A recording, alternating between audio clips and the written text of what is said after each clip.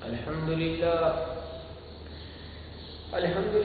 رب العالمين والعاقبة للمتقين والصلاة والسلام على سيد الأنبياء والمرسلين أما بعد فأعوذ بالله من الشيطان الرجيم بسم الله الرحمن الرحيم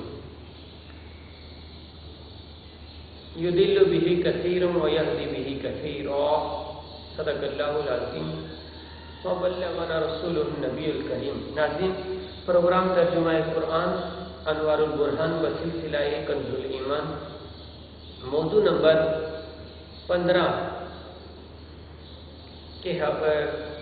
یعنی معبودان باطلہ کسی چیز کا اختیار نہیں رکھتے. جو جھوٹا معبود ہوگا، باطل معبود بنا بیٹھا ہوگا یا بنایا گیا ہوگا، اس کو کسی چیز کا کوئی اختیار نہیں ہے. اس حوالے سے ابو الانوار ڈاکٹر ذوالفقار علی قریشی انوار البرہان لیے آپ کو خوش آمدید کہتا ہے. ناظرین، اس موضوع میں ہم نے وہ آیتیں پیش کرنی ہیں جس سے یہ بات ثابت ہوتی ہے کہ جھوٹے معبودوں کا، باطل معبودوں کا کوئی اختیار نہیں ہے، کچھ بھی اختیار نہیں رکھتے. وہ آیتیں پیش کر کے ہم نے یہ نتیجہ بھی نکالنا ہے کہ ان آیتوں میں کہاں پر ہدایت پانے والوں نے اور کہاں پر گمراہ ہونے والوں نے جو ہے وہ دھوکہ کھایا اور ہدایت پانے والوں نے کہاں سے رہنمائی. آئیں ہم اپنے طریقہ کار کے مطابق قرآن کی پہلے آیتوں پر ایک نظر ڈالتے ہیں. پارہ نمبر 13 سورہ رعد کی آیت نمبر 16 کی طرف ہم چلتے ہیں، جہاں اللہ تبارک و تعالیٰ نے ارشاد فرمایا: قل اتخذتم من دونه اولیاء، اے محبوب صلی اللہ تعالی علیہ وآلہ وسلم آپ فرما دیجئے تو کیا تم لوگ اللہ کے علاوہ جن کو اپنا مددگار بنائے بیٹھے ہو، لا یملکون لانفسہم نفعا ولا ضرا، یہ تو وہ لوگ ہیں کہ جو اپنے آپ پر بھی اختیار نہیں رکھتے، نہ نفع کا نہ نقصان کا. وہ بھلا تمہیں کیا نفع اور نقصان پہنچائیں گے. قل هل يستوي الاعمى والبصير، تو کیا اندھا اور آنکھوں والا برابر ہو سکتا ہے؟ ام هل تستوي الظلمات والنور، تو کیا ظلمت اور نور، روشنی اور اندھیرا ایک جیسا ہو سکتا ہے، برابر کہلا سکتا ہے؟ ناظرین، یہ ایک آیت مبارکہ میں تھی جس میں واضح طور پر یہ اعلان کیا گیا کہ اللہ کے علاوہ جو تم اولیاء بناتے ہو، مددگار بناتے ہو، وہ کسی قسم کا اختیار نہیں رکھتے، نہ نفع کا نہ نقصان کا. تو یہ آیت بتوں کے متعلق ہے.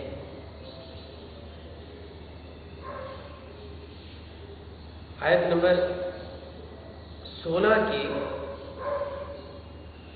اس سلسلے کو اگر ہم دیکھیں، غور و فکر کریں، تو پتہ چلے گا کہ یہاں ان لوگوں کو کہا، ان جو ہے بتوں کو کہا جا رہا ہے کہ جو نفع و نقصان نہیں رکھتے. ناظرین، 15ویں پارے میں بھی اگر ہم چلیں بنی اسرائیل میں، جہاں آیت نمبر 56 موجود ہے، آیت نمبر 56 میں بھی بہت زبردست بیان ہے. قل ادعوا الذین زعمتم من دونہ، اے محبوب آپ فرما دیجئے، پکارو ان لوگوں کو جن کو تم اللہ کے علاوہ اپنا گمان کرتے ہو، کہ یہ اللہ کے علاوہ ہماری مدد کر سکیں گے؟ فلا یملکون کشف الضر عنکم ولا تحویلا، وہ کسی چیز کا اختیار نہیں رکھتے، نہ وہ تم سے تکلیف اٹھا سکتے ہیں، نہ وہ تکلیف کو پھیر سکتے ہیں تم کسی قسم کا۔ قل ادعوا الذین، ناظرین یہاں پر دو چیزیں بیان کی گئی۔ ایک تو یہ کہ پکارو ان کو جن کو تم اللہ کے سوا اپنا مددگار سمجھتے ہو۔ یہاں پر دو چیزیں، ایک تو یہ کہ یہ آیت بتوں کے متعلق ہے،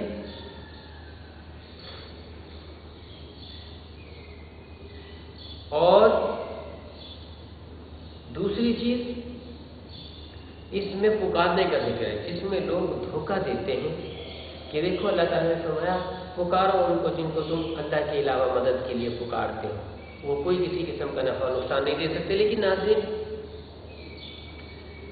یہاں ضرور اس کا ذکر ہے کہ پکارو ان کو، لیکن اس آیت کو دکھا کر جن لوگوں نے یضل بہ کثیرا میں اپنے آپ کو شامل کیا، قرآن سے جنہوں نے گمراہی لی، انہوں نے اس کا معنی یہ کر دیا کہ دیکھا اولیاء اللہ کو یہاں انبیاء کو پکارنا منع ہے، یہ کسی کام کے نہیں آ سکتے، ان کو کیوں پکارتے ہو خام بھائی؟ لیکن اس کا جواب ناظرین ہم جو ہے وہ اپنے سلسلہ نمبر 16 اور سلسلہ نمبر 17 میں اس کو ہم بیان کریں گے۔ آپ اس کا جواب وہاں ملاحظہ فرمائیے گا، وہاں اس کے متعلق مکمل بیان ہوگا۔ آگے ہم چلتے ہیں، تیسری آیت جو 18ویں پارے میں سورہ فرقان کی آیت نمبر 3 ہے۔ اللہ تعالیٰ نے کیا فرمایا؟ وَاتَّخَذُوا مِن دُونِهِ إِلَٰهَ، اور وہ لوگ جنہوں نے اللہ کے سوا کوئی اور الہ بنا لیا ہے، لا یخلقون شیئا، وہ کچھ بھی نہیں تمہارا بنا سکتے، کوئی چیز تمہیں بنا کے نہیں دے سکتے، وہم یخلقون، بلکہ وہ تو خود بنائے گئے ہیں، وہ تو خود پیدا کیے گئے ہیں، ولا یملکون لانفسہم ضرا ولا نفعا، وہ کسی قسم کا نفع اور نقصان نہ تو تمہیں پہنچا سکتے ہیں، نہ اپنی جان کو پہنچا سکتے ہیں، ولا یملکون موتا ولا حیاتا ولا نشورا، اور نہ ہی وہ اس چیز کا اختیار رکھتے ہیں کہ ان کو موت یا زندگی آئے یا ان کو اٹھنے کا کوئی مرحلہ ہو۔ اس آیت میں ناظرین واضح طور پر بتوں کی نفی کی گئی ہے کہ بت کوئی چیز نہ اپنے لیے، ان بتوں کو تم خدا مانتے ہو، نہ کوئی چیز اپنے لیے بنا سکتے ہیں، نہ تمہارے لیے بنا سکتے ہیں، نہ نفع اپنے لیے رکھ سکتے ہیں، نہ تمہیں نفع دیکھ سکتے ہیں، نہ وہ نقصان اپنے آپ کو پہنچا سکتے ہیں، نہ تمہیں نقصان پہنچا سکتے ہیں، نہ ان کو کوئی موت آئے گی، نہ زندگی ہے ان کے لیے، نہ ہی دوبارہ اٹھنے کا کوئی ان کے لیے مرحلہ ہے، وہ کسی چیز کا اختیار نہیں رکھتے۔ یہاں پر ناظرین یہ جو آیت بیان ہوئی اس میں واضح طور پر بتوں کی نفی کی گئی ہے۔ اس آیت کو دکھا کر بعض لوگ اولیاء اللہ سے مشکل کشا ہونے کا انکار کرتے ہیں اور غیر اللہ کی مدد، عطائی مدد کو انکار بھی کر دیتے ہیں، اور خام خواہی جو ہے نا لوگوں کو قرآن سے گمراہ کرنے کی کوشش کرتے ہیں۔ وہ آیتیں جو یہ بتوں کے متعلق اتری، یہ لوگ اولیاء انبیاء پر جذبہ کر کے لوگوں کو گمراہیوں کی طرف لے جانا چاہتے ہیں۔ آئیے ہم پارہ نمبر 20 میں چلتے ہیں، جہاں عنکبوت سورت موجود ہے۔ آیت نمبر 17 میں اللہ تبارک و تعالیٰ نے ارشاد فرمایا، اور وہ کیا ارشاد فرمایا ان الذین تعبدون من دون اللہ، اللہ کے علاوہ جن کو تم پوجتے ہو، عبادت کرتے ہو، لا یملکون لکم رزقا فابتغوا عند اللہ رزقا واعبدوہ واشکروہ لہ الیہ ترجعون، کہ وہ لوگ جن کی تم اللہ کے علاوہ پوجا کرتے ہو، جن کو اللہ کے علاوہ جن کی تم عبادت کرتے ہو، وہ کسی قسم کے اختیار نہیں رکھتے، نہ رزق کا اختیار رکھتے، نہ وہ کسی چیز کا جو ہے تمہیں فائدہ پہنچا سکتے ہیں، اور وہ تو خود اللہ کی بارگاہ میں ढूंढتے پھرتے ہیں، تو عبادت کرو، اللہ کی شکر کرو، اس کا احسان مانو، اسی کی طرف تمہیں پھرنا ہے، تو تم کہاں ان بتوں کے پیچھے دوڑے چلے جا رہے ہو؟ آئیے ناظرین ہم آگے آیت پارہ نمبر 22 میں چلتے ہیں، جہاں پر ہمارے پاس سورہ فاطر موجود ہے۔ فاطر میں آیت نمبر دیکھ لیتے ہیں، آیت نمبر 13۔ اللہ تعالیٰ نے کیا ارشاد فرمایا والذین تدعون من دونہ ما یملکون من قطمیر، ارے وہ لوگ جن کو تم اللہ کے علاوہ پکارتے ہو، وہ ایک خرمے کے چھلکے کا بھی اختیار نہیں رکھتے، تو تمہیں کیا دیں گے؟ تمہیں کیا فائدہ پہنچائیں گے؟ تمہیں کیا نقصان پہنچائیں گے؟ یہ آیت ناظرین پیش کی جاتی ہے۔ یہاں تدعون کا لفظ دکھا کر پکارنے کا معنی بھی لوگ بیان کرتے ہیں کہ تم اللہ کے علاوہ جن کو تم پکارتے ہو تمہیں کچھ بھی نہیں دے سکتے، کچھ بھی فائدہ نہیں دے۔ ناظرین صاف اس میں تدعون کا ایک تو معنی غلط کرتے ہیں لوگ، یہاں عبادت مراد ہے تدعون سے، نہ کہ پکارنا، اور عبادت کی کن کی کرتے تھے؟ وہ بت تھے جن کو۔ اب تدعون کا لفظ دکھا کے اس کا بھی جواب ہم جو ہے وہ ناظرین آپ کو اپنے سلسلہ نمبر 17 میں دیں گے، اور 16 میں بھی اس کی کچھ وضاحت ہم کیے دیں گے، لیکن 17 نمبر سلسلے میں اس کا واضح بیان آئے گا کہ یہاں تدعون سے عبادت مراد ہے، نہ کہ پکارنا۔ اب ہمارے پاس ناظرین سورہ سبا 22ویں پارے میں ہی ہے، اس کی آیت نمبر 22 ہی موجود ہے، جس میں اللہ تعالیٰ نے ارشاد فرمایا قُلِ ادْعُوا الَّذِينَ زَعَمْتُم مِّن دُونِ اللَّهِ لَا يَمْلِكُونَ مِثْقَالَ ذَرَّةٍ فِي السَّمَاوَاتِ وَلَا فِي الْأَرْضِ۔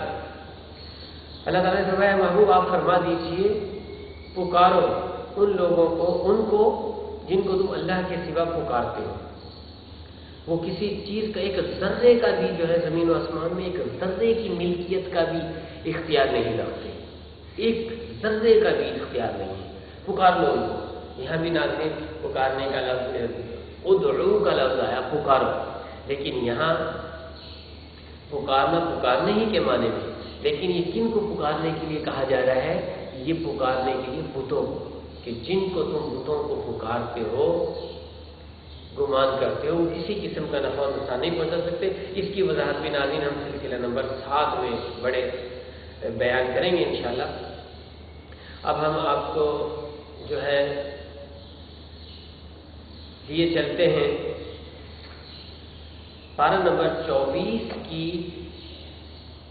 سورہ زمر میں آیت نمبر 38 پر۔ ناظرین یہاں بھی اللہ تبارک و تعالیٰ نے ارشاد فرمایا، اور وہ کیا ارشاد ہے؟ قُلْ أَفَرَأَيْتُمْ مَا تَدْعُونَ مِن دُونِ اللَّهِ إِنْ أَرَادَنِيَ اللَّهُ بِضُرٍّ هَلْ هُنَّ كَاشِفَاتُ ضُرِّهِ أَوْ أَرَادَنِي بِرَحْمَةٍ هَلْ هُنَّ مُمْسِكَاتُ رَحْمَةٍ قُلْ حَسْبِيَ اللَّهُ عَلَيْهِ توکل المتوکلون۔ اللہ تعالیٰ نے کس طرح واضح بیان فرمایا، اے محبوب آپ فرما دیجئے کیا تم یہ گمان کرتے ہو کہ جن کو تم اللہ کے علاوہ پکارتے ہو اور یہ ارادہ رکھتے ہو کہ اللہ مجھے کوئی تکلیف پہنچانا چاہے تو کیا وہ اس بھیجی ہوئی تکلیف کو ٹال سکتے ہیں؟ یہاں بھی ناظرین انہی کا ذکر ہے بتوں کا، کہ اللہ تعالیٰ جس کو کوئی تکلیف دے، کوئی فائدہ پہنچائے، کوئی نفع نقصان دے، تو کیا اس نفع نقصان کو ان کا کوئی اختیار ہے؟ کوئی تکلیف میں اللہ تبارک و تعالیٰ کسی کو مبتلا کر دے تو کیا کوئی اور ہے جو اللہ کے علاوہ اللہ کی دی ہوئی اس تکلیف کو دور کر دے؟ کوئی بھی نہیں ہے ناظرین۔ یہاں بھی تدعون کا لفظ پکارنے کا، جس کا بیان ہم سلسلہ نمبر 17 میں کریں گے۔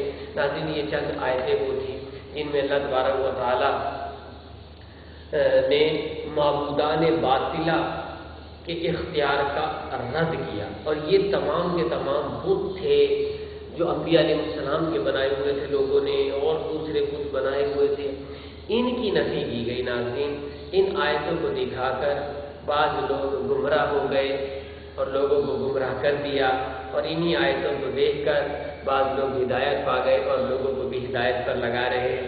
ناظرین، یہ تمام آیتیں نہ انبیاء کے متعلق ہیں، نہ اولیاء کے متعلق ہیں، نہ صاحب مزارات کے متعلق ہیں، یہ کسی کے متعلق نہیں۔ یہ تمام آیتیں بتوں کے کافروں کے متعلق ہیں کہ بتوں اور کافروں کو تم اپنا بنائے بیٹھے ہو، یہ تمہیں کسی قسم کا نفع و نقصان نہیں دے سکتے۔ ناظرین، اسی لیے قرآن مجید نے فرمایا یضل بہ کثیرا ویہدی بہ کثیرا، بہت سے لوگ اس قرآن کے ذریعے ہدایت پا جائیں گے، بہت سے لوگ اس قرآن کے ذریعے جو ہے وہ گمراہ ہو جائیں گے۔